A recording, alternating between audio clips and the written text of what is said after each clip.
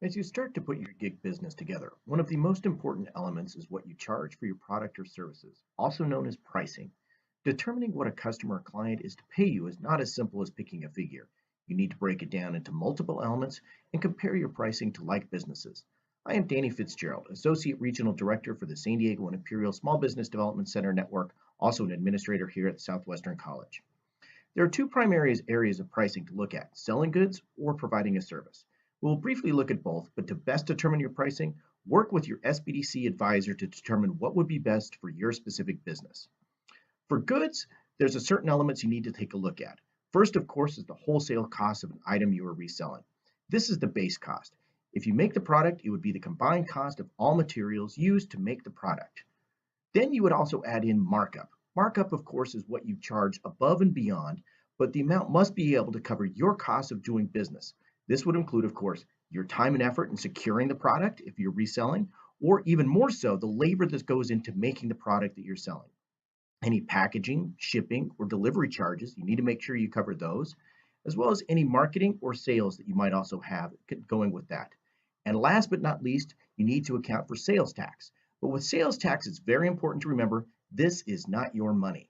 Technically, all you are is a conduit for the money going from your customer to the state of California, and you need to account for that appropriately. That's the basics for goods. For services, you also need to take a look at what your pricing would be. So what you would want to do is make sure that you're billing your time and know it is different than what you would earn for a typical job where you're earning a wage. There are many components to a consultant or service hour than just a working hour for someone getting a paycheck. First of all, you need to account for all taxes.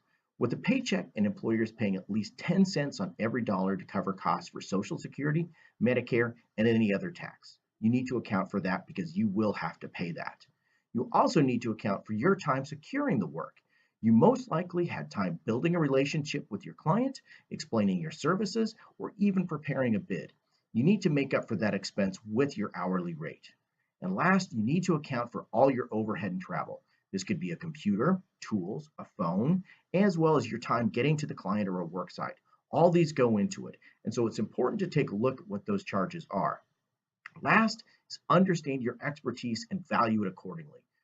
Do some research, see what other experts charge. For example, if you are a personal trainer, what do other trainers in your area charge? Take a look at that and that'll give you a better idea.